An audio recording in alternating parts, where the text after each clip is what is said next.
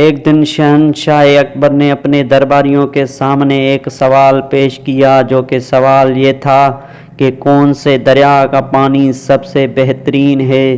تمام درباریوں نے یک زباں ہو کر کہا، عالی جہاں دریائے گنگا کا پانی سب سے بہترین ہے۔ مگر بیربل خاموش تھا۔ شہنشاہ نے دیکھا اور اس سے دریافت کیا کہ بیربل، تم کیوں خاموش ہو؟ بیربل نے جواب دیا کہ مہاراج، دریائے جمنا کا پانی سب سے بہترین ہے۔ شہنشاہ بڑا حیران تھا بیربل کا جواب سن کر، اور اس نے کہا کہ بیربل، تمہارے پاس اس کا کیا ثبوت ہے؟ تمہاری مقدس کتاب نے دریائے گنگا کے پانی کو بہترین قرار دیا ہے، خالص اور پاک، اور پھر بھی تم جمنا کے پانی کو بہترین تصور کرتے ہو۔ بیربل نے کہا کہ مہاراج، ہم کسی طرح پانی اور آب حیات کا مقابلہ کر سکتے ہیں، اور آپ جو دریائے گنگا میں بہتے ہوئے پانی کو دیکھتے ہیں، پانی نہیں ہے، آب حیات ہے۔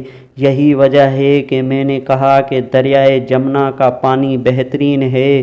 تمام درباری خاموش بیٹھے تھے، اور صرف شہنشاہ ہی تھا جو بیربل کے ساتھ صحیح ہونے پر متفق تھا۔ دربار ایک دن شہنشاہ نے ایک دوسرا سوال درباریوں کو پیش کیا، جو کہ یہ تھا کہ وہ کون سی چیز ہے جس پر چاند اور سورج کی روشنی نہیں پڑتی۔